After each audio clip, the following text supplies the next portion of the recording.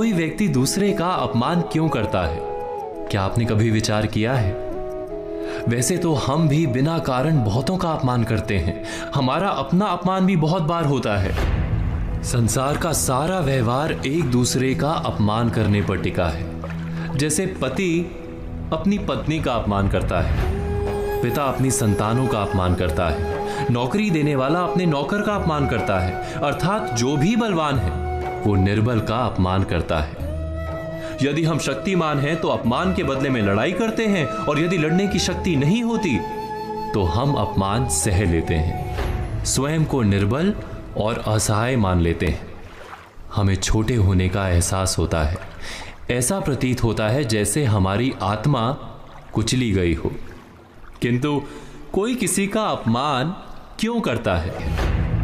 जब अपमान होता है तो मनुष्य को अपनी निर्बलता का एहसास होता है, और निर्बलता का बोध मनुष्य को कुचल देता है। वो अधिक से अधिक निर्बल बन जाता है, अत्याचार सहने की आदत सी पड़ जाती है, आत्मविश्वास का नाश हो जाता है। और जब आत्मविश्वास नहीं होता तो मनुष्य शराब और जुए जैसे व्यसनों में सुख ढूंढता है, मन से रोगी बन जाता है। आखिर किसी भी मनुष्य की ऐसी दुर्गति कोई क्यों करता है? अपमान करने वाला वास्तव में क्या सिद्ध करना चाहता है?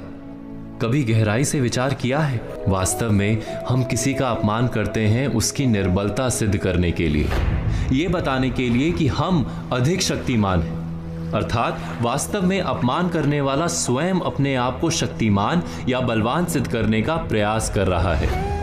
अपमान करने वाला हकीकत में अपनी शक्ति से आश्वस्त नहीं है, उसे अपनी शक्ति पर भरोसा नहीं है। दूसरों को चुनौती देकर वो अपनी शक्ति पर विश्वास प्राप्त करने की कोशिश करता है। क्या ये सच नहीं? जब हम किसी का अपमान करते हैं तो वास्तव में इतना ही प्रकट करते हैं कि हमें अपने बल पर भरोसा नहीं। हमें ये संसार एक अविरत संघर्ष प्रतीत होता है, कभी ना रुकने वाली एक जंग सी दिखाई देती है। हम अपने निकट आने वाले सभी को प्रतिद्वंदी मानते हैं, फिर वो पति या पत्नी ही क्यों ना हो।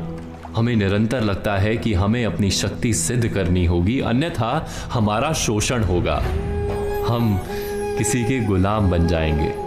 किंतु क्या हमने कभी विचार किया है कि दूसरों को प्रतिद्वंदी अर्थात दुश्मन मानने के बदले कलीग मान लें, हमारी सहायता करने वाले सहयोगी मान लें, अर्थात दूसरे व्यक्ति को प्रेम करें तो उसका अपमान करना आवश्यक ही नहीं होगा।